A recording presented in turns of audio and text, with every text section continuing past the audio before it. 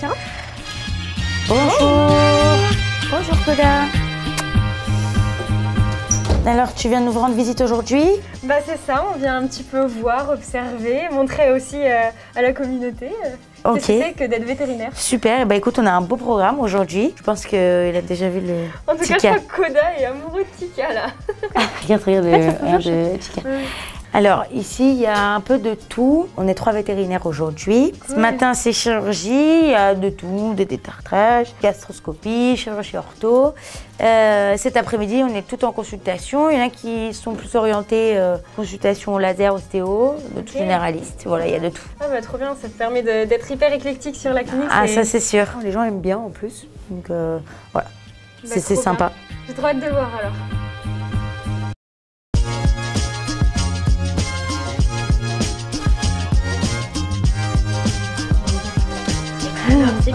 C'est bien mauvais, bravo.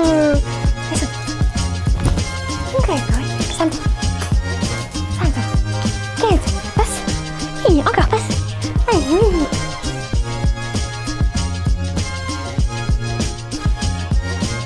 Tu tapes 2 fois sur ta cuisse et tu lui dis salto. Salto. Vas-y, vas-y.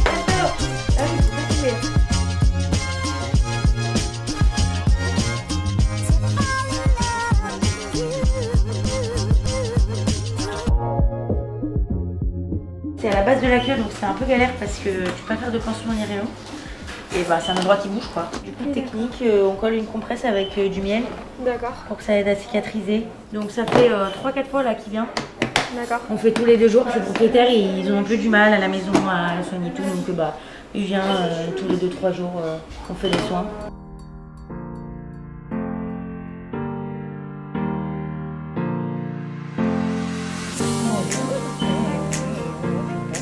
Oh là là, on n'a rien dit.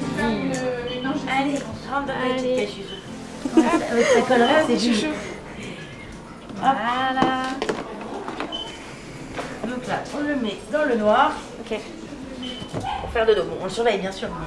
Et ça va mettre à peu près combien de temps à agir pour, 10 minutes. Ok, ah c'est super rapide. Après, plus ils sont excités à la base, genre tu vas faire une intramusculaire pour endormir un berger allemand qui est surex, ça va mettre du temps. D'accord, ok. Mais par contre, ça va tomber d'un coup. D'accord. Donc faut doser. Mais les chats, ça va. Les chats, ils sont plus stressés que surexcités, on va dire. D'accord, ok. C'est un chat qui sort et il chasse et tout. Là, ça fait 10 jours qu'il est enfermé à la maison. Ah ouais. Je pense qu'il en a marre. Ça va être un peu dur pour lui, même psychologiquement. Bah ouais, c'est difficile. Mais c'est pour mieux ressortir. Bah avec la collerette, en fait, s'ils sortent, ils peuvent s'accrocher quelque part. C'est hyper dangereux. Et puis il y a des poussières qui peuvent rester. Donc il vaut mieux qu'ils restent à la maison. Même pour la plaie, comme elle est un peu ouverte, c'est vrai que si on peut éviter les surinfections, je pense que c'est pas mal. Donc là, il dort. Donc il a les yeux ouverts, c'est normal. Du coup, on doit lui mettre du gel dans les yeux. Pour pas que ça se... pour pas qu'il fasse d'ulcère. Il garde quand même un petit peu des réflexes encore. Il est sédaté, hein, il n'est pas anesthésié. Et du coup, l'abcès est survenu suite à quoi? Sûrement une morsure, apparemment. C'était tout ouvert ici et tout là. D'accord. Mais là, en fait, là, il reste que ce bout de peau-là. Il faut qu'il se referme parce que j'ai pas de... Ouais, pas assez de marge. Là, ça va être trop... D'accord. Pour faire des plans, c'est pas possible. Voilà, là, on voit bien que ça granule. C'est rouge vif. C'est ce qu'il faut. Si ça devient pâle, là, c'est pas bon. D'accord, ok. Donc plus ça saigne, plus ça veut dire que c'est vascularisé, donc plus ça veut dire que ça va cicatriser bien. Alors si ça saigne pas, si c'est pas rouge vif comme ça veut dire que c'est pas vascularisé et là... Il y a des risques de nécrose derrière. Ouais, là, c'est chaud. D'accord. Ça va, t'as pas perdu soin? Pas du tout. Ah non, ça va. Ah non, ce que je disais, je suis en étude d'ostéopathie animale et j'ai fait plusieurs stages chez des vétérinaires. Mais je te suis sur Instagram. Ah, bah voilà. Je mets une compresse, un bibi de miel par-dessus et puis voilà, collerette pour éviter qu'il se lèche. Parce que lui, il est malin. C'est pour ça qu'il a une grande collerette parce qu'il est très malin.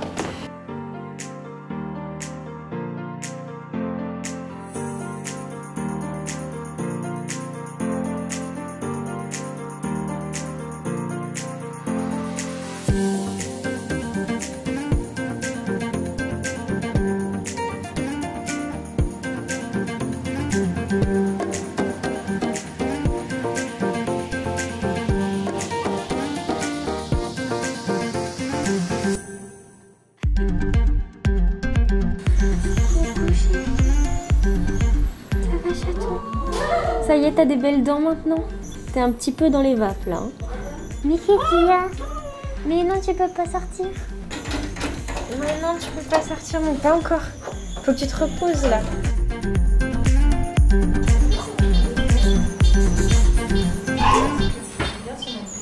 C'est le chat qu'on a vu tout à l'heure qui était sur la table en train de se faire opérer, qui avait une fracture du fémur.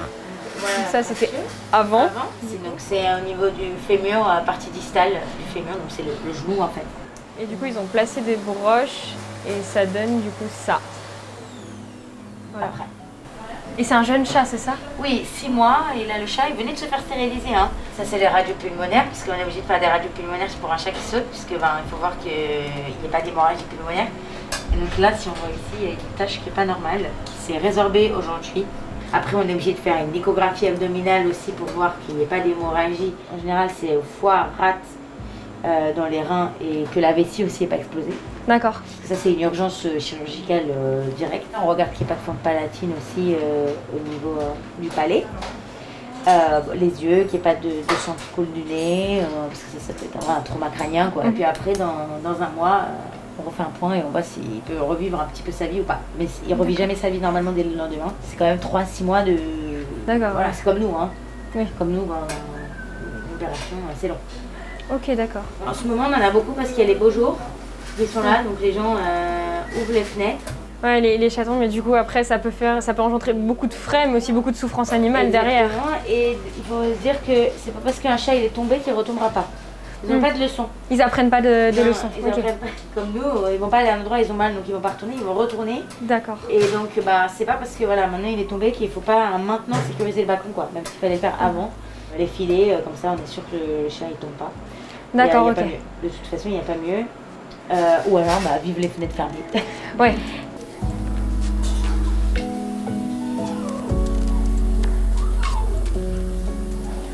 Comme quoi, faut vraiment faire attention, faut pas laisser son chat sauter du balcon. Et pour prévenir ça, comme disait la vétérinaire Claire, vaut mieux mettre des filets. C'est vrai que vaut mieux prévenir que guérir. Vous avez vu tous les examens qu'il faut faire, comment le chat peut souffrir aussi.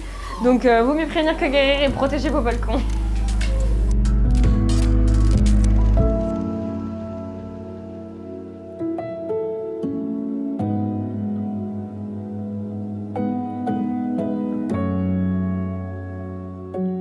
Elle fait des allers-retours à la litière et la dame elle a vu des gouttes de sang qui sortaient de ses urines, donc ça l'a inquiétée. Par contre son état général il est maintenu. Elle mange, elle livre, elle boit, juste ça. Ce que je fais c'est que je vais faire une échographie pour voir au niveau de la vessie s'il n'y a pas de cystite et prendre des urines pour faire une analyse urinaire. Les cystites bactériennes chez le chat c'est très rare, c'est 5%. Hop là, Ninette. Ça va être un petit peu froid. Bah oui, il y a une bonne cystite. Donc, on va prendre des urines. Voilà, ne bouge pas l'autre, ne bouge pas, ne bouge pas.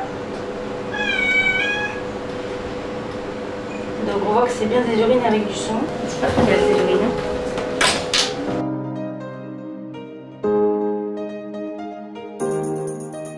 Ce que je vais proposer à madame, c'est quand même d'envoyer une bactério au laboratoire. Pour être sûr qu'il n'y ait pas une bactérie, même si c'est peu fréquent. Ouais. Comme ça nous assure. Par contre, en attendant, moi je commence un traitement, surtout anti-inflammatoire, et il faut changer l'alimentation. D'accord. Parce que, en fait, là il y a des calculs, il faut dissoudre ces calculs. Ok. Donc pour ça, on donne une alimentation urinaire. Je vais lui faire une petite piqûre là anti-inflammatoire parce que le chat il a l'air d'avoir mal. Et elle va prendre en relais derrière à la maison des anti-inflammatoires. Et on va lui donner des spasmodiques comme du spasfon, quoi. Ok. Pour qu'il ait moins mal au ventre. D'accord, ok. Ok, mais en version chat. Ok. On fait juste la piqûre et je la laisse tranquille. Vous me la tenez? Et surtout ici, vous mettez une main ici. Voilà, pour pas qu'elle se retourne. Vous lui gardez la tête fort. Hop, voilà, c'est fini, louloute. Regarde. Regarde, il s'est rien passé.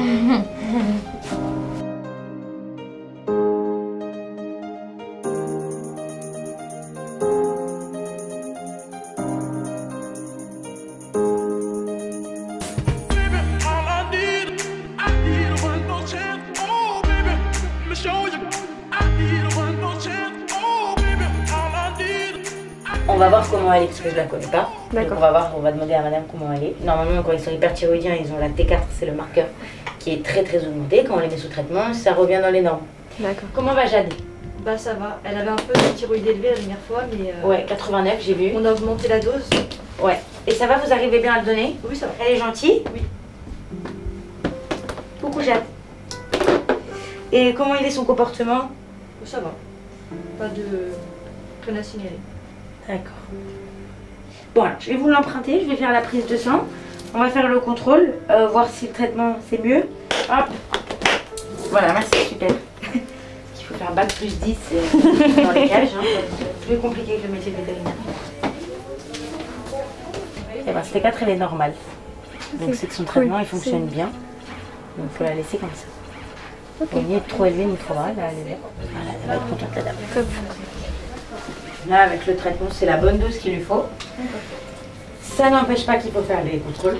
Donc là la prochaine étape c'est de faire l'échocardio. Pour la thyroïde, je vous dirai de revenir me voir dans 2 mois.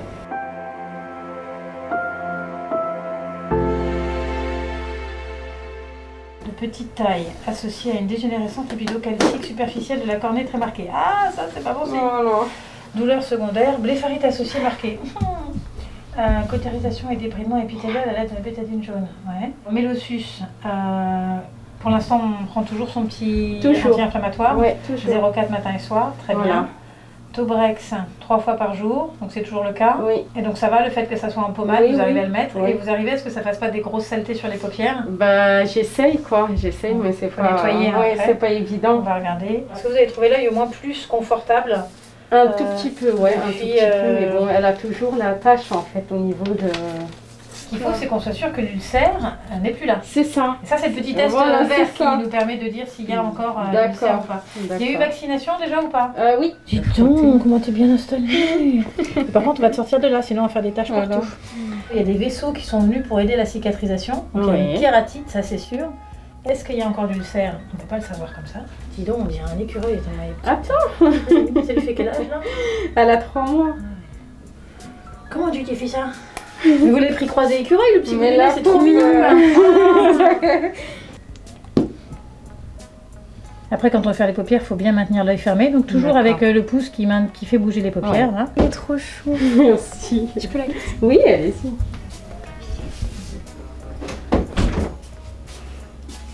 Elle est vraiment petite par contre. Alors, fais-toi voir. Pour moi, le plus gros est cicatrisé. Il y a des zones où ça tire encore, mais je pense que c'est un peu artefactuel, sauf la petite zone la plus vers vous, là. Oui. Là, je pense que c'est encore un peu ulcéré. Donc, c'est en bonne voie. Par contre, sa cornée, vous voyez, elle est bleutée. Oui, un petit peu. Alors, ça va, sur le bas, elle est transparente. Notre objectif, c'est de récupérer un maximum de transparence, mais il restera peut-être cette tache blanche qui sont des dépôts lipidiques. Et ça, on ne pourra pas les enlever. Après, il faut espérer que ça ne va pas évoluer en s'agrandissant, cette tache, et que ça ne passera pas devant le champ de vision. C'est ça. Aujourd'hui, ça ne gêne pas, c'est là. D'accord. Donc ça n'empêche pas de voir. D'accord. Normalement, on doit pouvoir échapper à la chirurgie, sauf si on n'a pas de chance et que d'un coup, ça régressait. Après, le souci, comme je vous disais, ils ont des yeux très secs, les lapins. C'est ça. Et ça, c'est comme pour nos petits bulldogs, quand il y a un ulcère, si c'est sec, ça ne cicatrise pas. Donc, il faut qu'on continue à hydrater un maximum. Le traitement, d'accord. Voilà. Ok.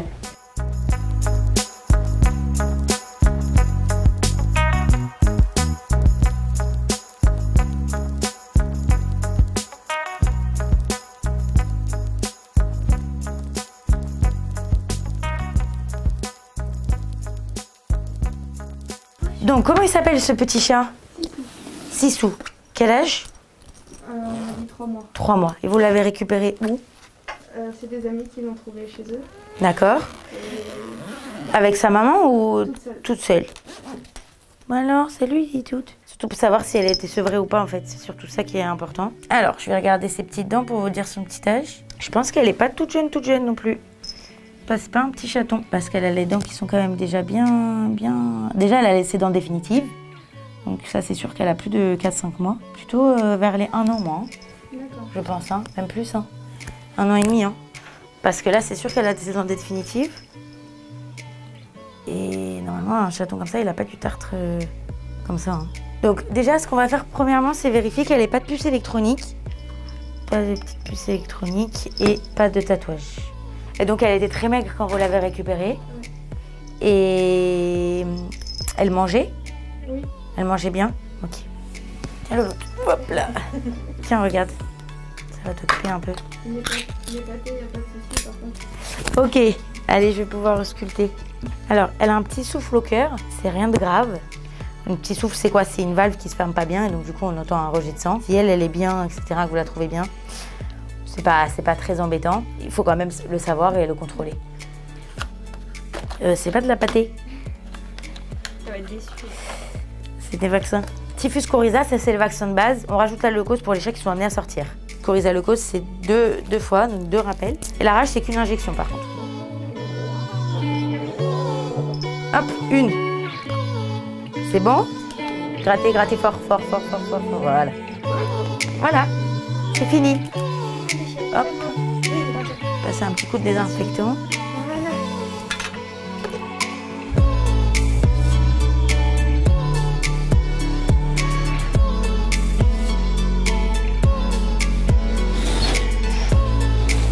Voilà, on prend allez, voilà.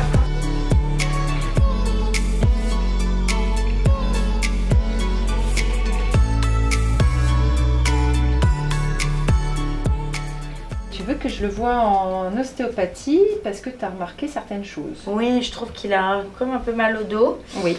Il marche beaucoup sur les pattes avant, sans plier les pattes arrière. Je vois que le soir, après une journée, il est quand même un peu inconfortable. Ça fait depuis quand même 3 ans que ça dure. Ouais. Tu n'as pas l'impression que ça s'aggrave avec le temps, c'est à peu près toujours stable, c'est un peu Ouais, c'est à peu près toujours stable, ouais. Ça va, ça vient, c'est pas très constant. Je ne sais pas si tu connais le principe de l'ostéopathie, mais c'est une technique manuelle, donc avec les mains ressentent et les mains traitent. S'il a mal au dos, eh ben, il peut avoir des répercussions sur tout le corps, parce que malheureusement, c'est comme ça qu'on prend des moins bonnes positions, des mauvaises positions.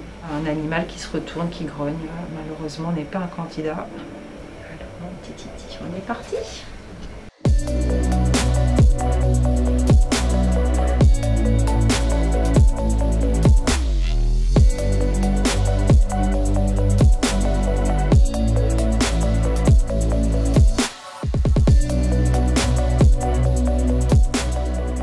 Son bassin, effectivement, à gauche, est quand même ce que j'appelle bien restreint, ce qu'on appelle bloqué dans le langage courant. Je fais avancer les ailes du bassin vers l'avant, parce que le bassin, en fait, il bascule comme ça. Et à droite, ça se fait mieux qu'à gauche, et on choisit toujours un des deux côtés, parce que souvent, quand même, le corps ne peut pas être bloqué des deux côtés, sinon tu ne marches plus. Donc, ça veut dire qu'il y a plus à travailler à gauche, tu vois. Ok.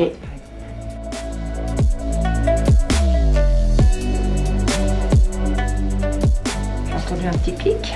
Ah, j'ai pas entendu. Si tu veux, dans ce qui m'a un peu plus sauté dans les mains, viscéral, donc foie rein droit, mais surtout quand même bassin gauche bien bloqué. Et au niveau vertébral, c'était que des lésions, ce qu'on appelle secondaires. Comme j'ai travaillé un peu sur le foie et les reins, tu pourrais éventuellement avoir des selles un petit peu de couleurs un peu différentes. Peut-être pas arc-en-ciel non plus, c'est pas une licorne, mais un petit peu différente.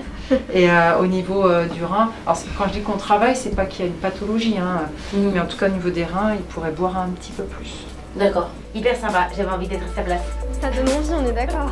Ouais, moi aussi, si tu veux bien.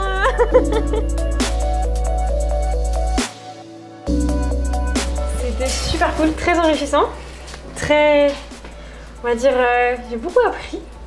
J'avais déjà une base sur le bien-être animal, sur la façon de soigner et tout ça, mais c'est vrai que j'ai eu plus d'apprentissage que prévu. Outre l'aspect médical, il y a l'aspect humain aussi de cette clinique qui est vraiment super. J'ai rencontré des super personnes, très passionnées par ce qu'elles faisaient, et c'est vrai que c'était super agréable. On voit que les animaux sont bien traités ici. Donc c'est vraiment cool, et puis Koda a été très bien accueilli, donc c'est vrai que ça fait un point en plus. Tu veux monter? Allô?